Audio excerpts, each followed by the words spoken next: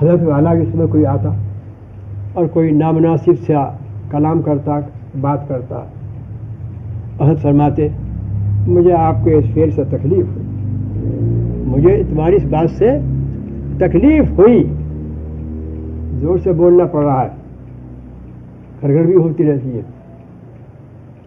تکلیف ہوئی۔ وہ کہتا میں نے جان کر تکلیف نہیں دی، میں نے جان کر تکلیف نہیں دی۔ حضرت فرماتے ہیں کہ کسی کی نیت پر حملہ کرنا کون سی اچھی بات ہے؟ کسی کی نیت پر حملہ کرنا یہ کون سی اچھی بات ہے، جائز ہے؟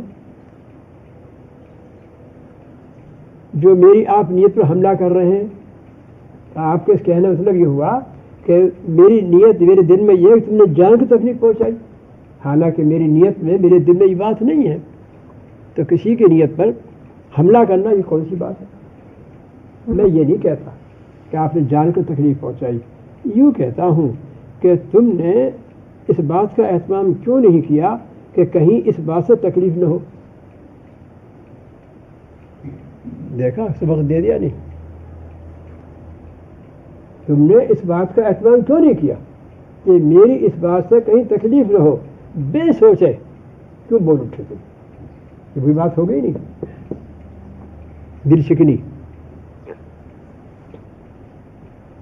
اس کا حضرت بڑا اہتمام چاہیے، اس کا بہت زیادہ خیال چاہیے، چاہے بیوی سے کچھ کہنا ہو اور چاہے اولاد سے کچھ کہنا ہو، چاہے شاگرد سے کچھ کہنا ہو، چاہے مرید سے کچھ کہنا ہو، یعنی جو تابع ہے، اپنے خادم ہے، غلام ہے، نوکر ہے، ان سے بھی سوچ کر کہنا چاہیے۔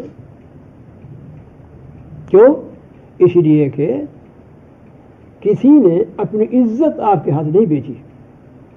نوکر بھی اگر آپ کے یہاں ہوا ہے تو اس نے اپنی عزت نہیں بیچی، بیوی بھی آئی ہے تو اس نے عزت نہیں بیچی، غلام بھی اگر ہے تو ہے غلام، کیا کیا جائے، لیکن اس نے عزت نہیں بیچی۔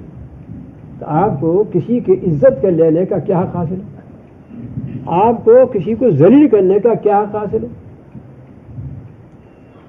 ایسا برتاؤ کیوں کرتے ہیں آپ؟ ایسا کلمہ کسی سے کیوں بولتے ہیں؟